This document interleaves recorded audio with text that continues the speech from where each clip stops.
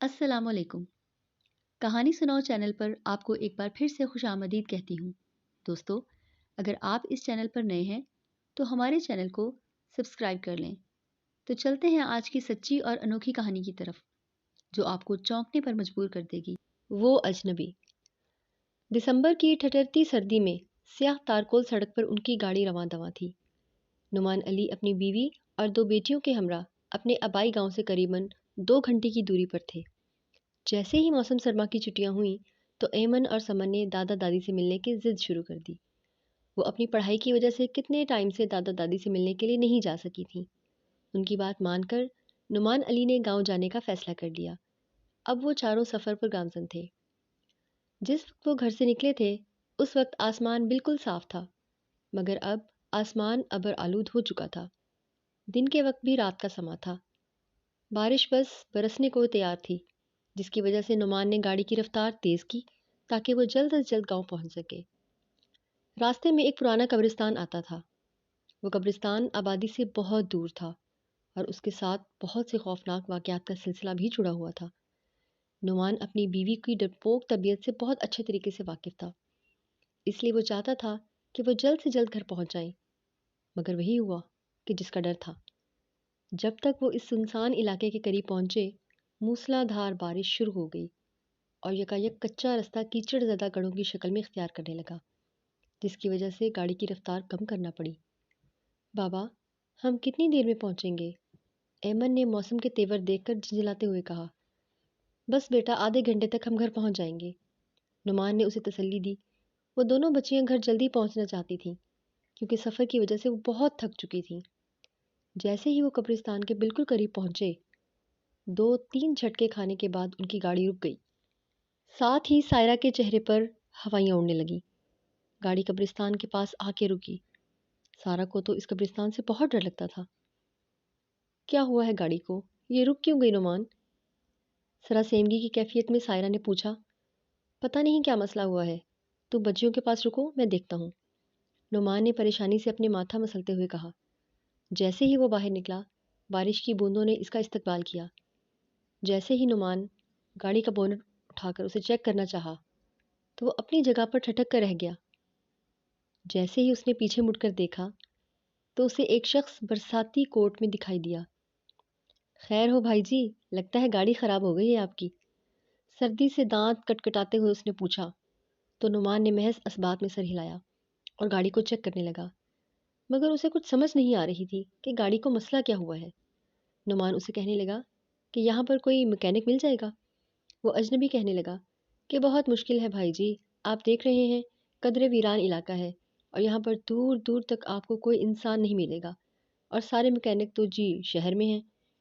अब की बार नुमान ने उसे गौर से देखा और कहने लगा कि तुम कौन हो और यहाँ पे क्या कर रहे हो? वो कहने लगा, मैं इसी इलाके में रहता हूँ, यहाँ से थोड़ा सा दूर मेरा घर है। घर क्या है, टूटा फूटा सा ठिकाना है। अगर आप मुनासिब समझें तो बारिश रुकने तक मेरे साथ चलें। सर्दी बढ़ती जा रही है, आपके घर वाले भी साथ हैं। नुमान ये सुनकर बहुत मुश्किल का शिकार हो गया। बात उस अजनबी की ठीक थी। मौसम बहुत ज़्यादा सर्द हो रहा था। ऐसे मौसम में वो गाड़ी में भी रात नहीं गुजार सकते थे। अगर वो अकेला होता तो और बात थी, मगर अब उसके साथ बीवी और बेटियां भी थीं। अब तो हर सू मगरिब का अंधेरा फैलने लगा था। गांव भी यहाँ से बहुत दूर था। उस वक्त मोबाइल के सिग्नल भी काम नहीं कर रहे थे, जो वो किसी को मदद के लिए पुकार सकता। ऐसे में उस अजनबी की मदद लेने के अलावा उसके पास और कोई रास्ता नहीं था। मगर सायरा ये सुनकर हिचकिचा रही थी। वो किसी तौर भी इस अजनबी के साथ जाने पर तैयार नहीं थी, क्योंकि वो उसे बहुत मशकूक लग रहा था। मगर जब नुमान इस बात पर इसरार करने लगा तो वो उसकी बात मानने पर तैयार हो गई। गाड़ी से बाहर निकलते ही सर्दी ने उनका इस्तकबाल किया था। वो तेज़ तेज़ कदम उठाते हुए मंजिल की तरफ बढ़ने लगे। जैसे ही वो घर में दाखिल हुए तो एक सुकून की लहर तन बदन में सरायत कर गई। बाहर की निस्बत अंदर का दर्जा हरारत काफ़ी बेहतर था। कुछ लकड़ियाँ इकट्ठी करके उस अजनबी ने आग जलाई तो माहौल मज़ीद तपश ज़दा होने लगा। समन इस पुरसकून माहौल में कुछ लम्हों में नींद की वादी में उतर गई, जबकि एमन इधर उधर देखने लगी। आप इस वीराने में क्यों रहते हैं? नुमान ने उस अजनबी से पूछा। इससे पहले कि वो कोई जवाब देता कि अचानक ही ज़ोर ज़ोर से दरवाजे पर दस्तक हुई। جس سے سبھی ہڑبڑا کر رہ گئے۔ سائرہ نے خوفزدہ نظروں سے نعمان کو دیکھا، جس پر اس نے اس کے کندھے پر ہاتھ رکھ کر تسلی دی۔ وہ شخص دروازہ کھول کر باہر نکل گیا۔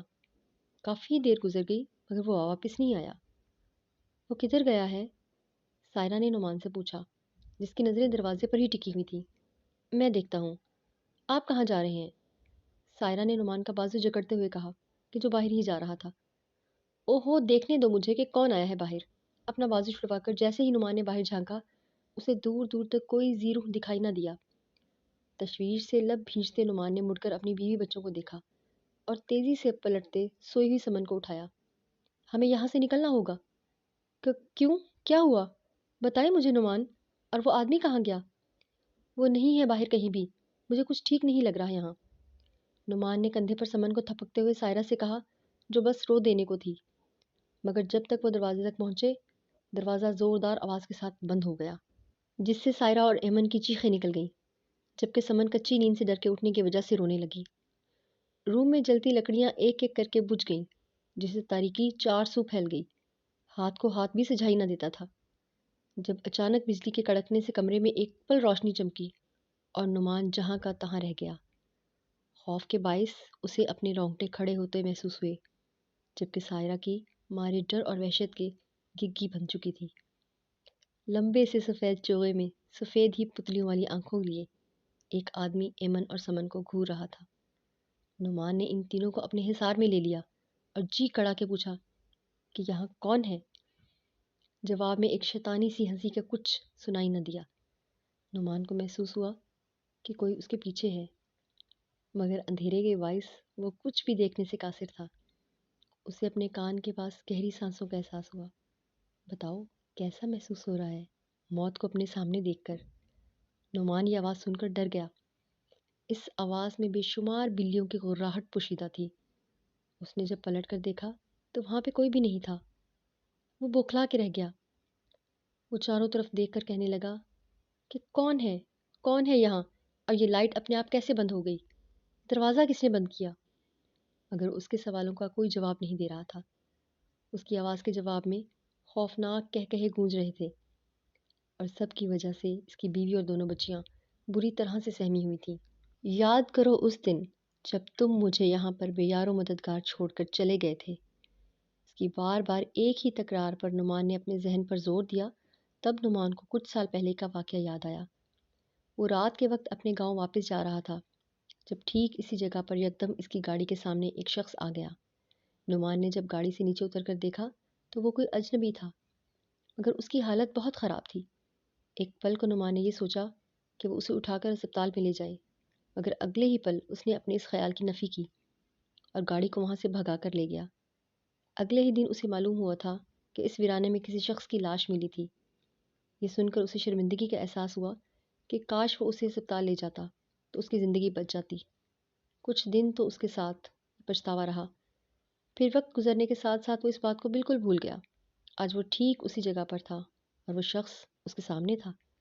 نعمان کی خوف سے گگی بن گئی اور اسے کہنے لگا کہ میں نے جو کچھ بھی کیا اس کے لیے مجھے معاف کر دو۔ وہ شخص زور زور سے ہنس کر کہنے لگا کہ اگر تم اس دن میری مدد کر لیتے تو میں آج اس ویرانے میں بدرو بن کر نہ بھٹک رہا ہوتا۔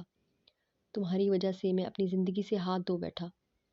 میں تو اپنی بیوی بچوں سے ملنے جا رہا تھا اور تم نے مجھ سے میری زندگی چھین لی، میری ساری خوشیاں چھین لی اور میری بیوی بچوں کو در بدر بھٹکنے کے لیے اکیلا چھوڑ دیا۔ نعمان کو سخت شرمندگی کا احساس ہو رہا تھا، مگر اب وقت گزر گیا تھا اور اب وہ کیا کر سکتا تھا؟ سوائے پشیمانی کے اس کے ہاتھ کچھ بھی نہیں آیا، اور اب تو وہ شخص موت بن کر اس کے سامنے کھڑا تھا، اور اس وقت نعمان کو اپنی زندگی سے بڑھ کر کوئی بھی چیز عزیز نہیں لگ رہی تھی۔ اس نے وہاں سے بھاگنے کی کوشش کی، مگر یکدم اس کے پاؤں اندیکھی قوت نے پکڑ لیے تھے اور وہ چاہ کر بھی اپنی جگہ سے ایک انچ بھی نہیں ہل پا رہا تھا۔ تبھی نعمان اور وہ شخص اس کی طرف آہستہ روی سے بڑھنے لگا۔ اس کی بیوی اور دونوں بچیاں یہ سب دیکھ کر خوفزدہ ہو چکی تھیں۔ ان کے حلق سے تو خوف کے مارے آواز بھی نہیں نکل رہی تھی۔ جیسے ہی وہ شخص نعمان کے قریب پہنچا تو نعمان کے ذہن میں اپنے دادا ابو کی بچپن کی کہی بات یاد آ گئی کہ اگر ایسی صورتحال سے پالا پڑ جائے تو انسان کو اونچی آواز میں اذان دینی شروع کر دینی چاہیے، کیونکہ چیزیں ان کلمات سے دور بھاگتی ہیں۔ چنانچہ نعمان نے ایسا ہی کیا۔ اذان کی آواز سن کر وہ شخص نعمان سے کئی فٹ دور جا کے کھڑا ہو گیا۔ وہ غصے سے نعمان کو گھور رہا تھا۔ تم یہ جو کچھ بھی پڑھ رہے ہو اس کو بند کر دو۔ یاد رکھو تم کچھ بھی کر لو تمہیں مجھ سے کوئی نہیں بچا سکتا۔ اب نعمان کو اندازہ ہو گیا تھا کہ یہ شخص اس کا کچھ نہیں بگاڑ سکتا۔ وہ اونچی آواز سے ان کلمات کو دہرانے لگا اور جلدی سے اپنی بیوی اور بیٹیوں کا ہاتھ پکڑ کر اس گھر سے باہر نکل گیا۔ جب اس نے گاڑی میں بیٹھ کر گاڑی کو سٹارٹ کیا تو گاڑی بھی اپنی جگہ سے چل پڑی اور وہاں سے وہ بہت دور نکل آئے۔ جب اپنے گھر میں داخل ہوئے تب انہوں نے چین کا سانس لیا تھا، مگر وہ جس طرح موت کے منہ سے نکلے تھے ان کے اعصاب پوری طرح سے متاثر ہو چکے تھے۔ وہ اپنی اپنی جگہ پر سوچوں میں غلطاں تھے۔ نعمان کو پچھتاوے کے ساتھ ساتھ شرمندگی بھی ہو رہی تھی۔ اس کی بیوی اور بیٹیاں اس کے بارے میں کیا سوچیں گی کہ وہ اس قدر بے حس انسان تھا جس نے ایک شخص کو مرنے کے لیے اکیلا چھوڑ دیا۔ مگر اس کی بیوی نے یہ سمجھ لیا تھا کہ غلطیاں ہر انسان سے ہوتی ہیں اور انسان تو خطا کا پتلا ہے۔ سائرہ نعمان کو اب اس مصیبت سے نکلنے کے لیے کوئی حل سوچنے کا کہہ رہی تھی۔ پھر اس نے اپنے ابو کو اس راز میں شریک کیا، ان سے بہت بڑی بھولی سنی۔ ان کے ساتھ وہ ان کے پیر صاحب کے پاس گیا اور پیر صاحب کی وجہ سے نعمان کی اس بدرو سے جان چھوٹ گئی تھی۔ اب بھی جب کبھی وہ اس راستے سے گزرتا تھا تو اسے وہ واقعہ یاد آ جاتا تھا اور وہ پچھتاوے کا شکار ہو جاتا تھا۔ اگر آپ کو ہماری کہانی اچھی لگی ہو تو کمنٹ سیکشن میں ضرور بتائیے گا اور لائک اور شیئر بھی ضرور کیجیے گا۔